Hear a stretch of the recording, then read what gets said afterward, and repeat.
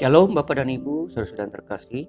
Selamat pagi, kembali berjumpa dengan saya dalam renungan harian pada hari ini, Senin tanggal 21 Juli tahun 2021. Kita mendengarkan firman Tuhan, mari kita bersatu dalam doa. Kita berdoa.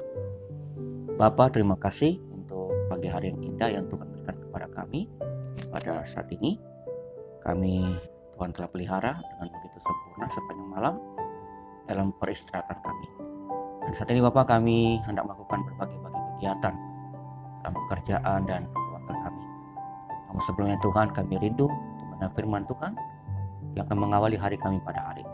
Berkati kami Tuhan, bukalah hati dan pikiran kami agar kami dapat boleh mendengarkan suara-Mu. Berfirman Tuhan kepada kami semua, kami siap untuk mendengarkannya.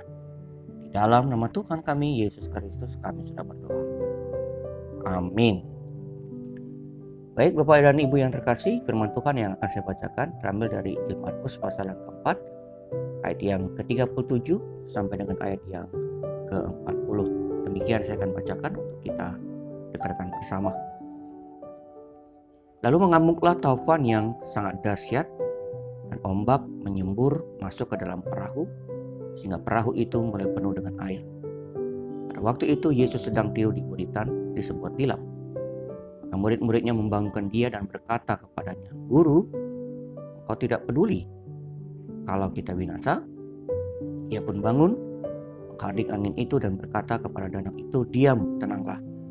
Lalu angin itu reda dan danau itu menjadi teduh sekali. Lalu ia berkata kepada mereka, "Mengapa kamu begitu takut? Mengapa kamu tidak percaya?"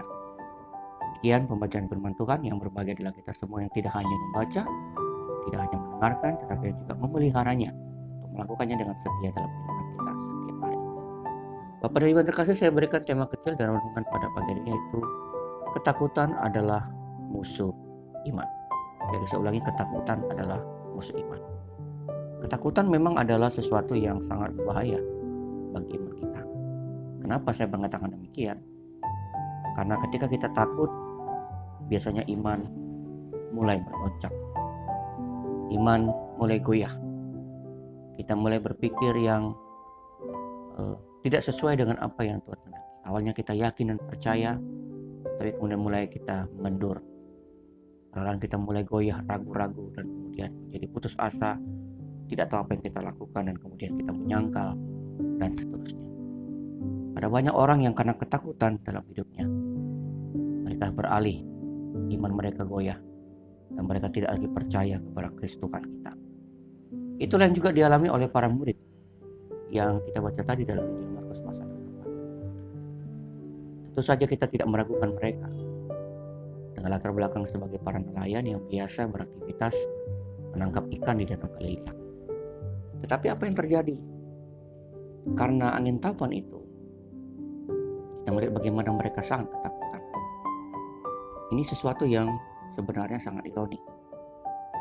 Mungkin memang taufan itu adalah sesuatu yang sangat berbeda dari yang biasa, luar biasa dahsyatnya katanya. Tapi tentu saja kita heran karena murid-murid tidak juga percaya bahwa Tuhan Yesus ada bersama dengan mereka dan tidak mungkin mereka binasa. Tapi kalau kita tadi melihat pembacaan, itulah yang menjadi fokus mereka. Ketika masalah datang, mereka ketakutan. Mereka fokus pada masalah, fokus pada persoalan, dan melupakan apa yang harusnya mereka kerjakan. Mereka takut terhadap kebinasaan. Itu mereka mengatakan kepada Tuhan yang sedang tertidur di buritan, katanya, "Guru, apakah engkau tidak peduli kalau kita binasa?" Oh, dan Ibu terkasih, inilah sikap yang ditunjukkan oleh murid-murid dalam pembacaan tadi. Kemudian Tuhan Yesus bangun dan menghardik danau itu yang dilanda taufan itu, dan kemudian menjadi teduh sekali, dan seterusnya. Kemudian setelah ia menghardik angin ribut dan danau itu, dia bertanya kepada murid-muridnya, "Mengapa engkau begitu takut? Dan mengapa engkau tidak percaya?" Bapak dan Ibu terkasih, itu adalah sebuah pesan atau pembelajaran iman yang penting juga bagi kita. Cerita ini sebenarnya kalau kita tarik dalam kehidupan kita, banyak sekali kemiripan. Banyak sekali hal-hal yang mungkin sama. Tentu tidak sama dalam arti cerita, tetapi sama dalam arti keadaan atau pesan moral yang sama dengan itu. Seringkali perahu kehidupan kita, perahu rumah tangga kita, perahu pekerjaan, perahu yang lain-lain Bapak dalam kehidupan kita sering dihantam oleh berbagai angin taufan. Kita betul-betul menjadi takut.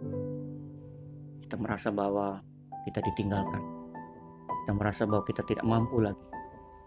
Air sudah menyembur kemana-mana. Dan kita sudah melihat kematian, kebinasaan. Sudah semakin mendekat dan seterusnya. Dan pada saat itu biasanya yang muncul adalah pertanyaan. Di mana Tuhan? Kalaupun Tuhan ada, kenapa dia tidak berbuat sesuatu? Kenapa ya seolah-olah membiarkan saja kita berada dalam keadaan menderita, kesusahan, dan hampir binasa. Itulah yang seringkali kita alami dalam kehidupan. Tetapi pertanyaan sekarang adalah, benarkah demikian? Apakah Allah benar-benar memang sedang tertidur dan tidak peduli dengan kita? Apakah Allah memang benar-benar memang tidak mau melakukan sesuatu bagi kita? Tentu saja tidak. Cerita ini meyakinkan kita semua Bapak dan Ibu terkasih. Tuhan Yesus ada di dalam perahu kita. Ada dalam kehidupan kita. Ada dalam rumah tangga kita. Ada dalam pekerjaan. Ada di mana saja kita menghadirkan dia. Meskipun secara kemanusiaan dalam cerita dia tertidur. Tapi sesungguhnya tidak. Dia tidak akan membiarkan kita, anak-anaknya, itu berada dalam kebinasaan. Sepanjang Tuhan Yesus ada, maka kebinasaan tidak dapat menyentuhnya. Tetapi ketakutan adalah sebuah wujud dari kegagalan kita mempercayai Allah yang punya kendali atas setiap permasalahan yang kita hadapi dalam kehidupan kita. Kalau kita takut berarti kita kurang percaya, kita kurang beriman, kita meragukan Tuhan mampu menyelesaikan segala persoalan yang terjadi dalam kehidupan kita. Hari ini Bapak Ibu yang terkasih, kita melihat satu firman Tuhan. Karena itu jangan takut. Karena ketakutan adalah musuh dari iman. Ketakutan adalah wujud kegagalan kita untuk percaya kepada Tuhan. Oh, Ia punya otoritas dan kendali atas setiap permasalahan dalam kehidupan kita. Karena itu percayalah. Serahkanlah hidup kita kepada Tuhan. Carilah Dia, bukan cari yang lain. Karena kita menghadapi persoalan yang pelik dalam kehidupan kita, datanglah kepadanya dan mintalah pertolongan hanya kepada Dia. Firman Tuhan pada pagi ini sungguh-sungguh dapat memberkati kita semua. Tuhan memberkati. Kita bersatu dalam doa. Bapa di surga, terima kasih untuk firman Tuhan yang kami dengarkan pada pagi hari ini. Kami sungguh ya Tuhan mengintrospeksi diri kami bahwa kami seringkali berada dalam situasi seperti murid-murid. Ketika dilanda masalah, kami ketakutan. Dan kami goyah, kami kehilangan iman, kami kurang percaya dan kami meragukan kekuasaan Tuhan. Firman Tuhan pada pagi ini Tuhan meyakinkan kami.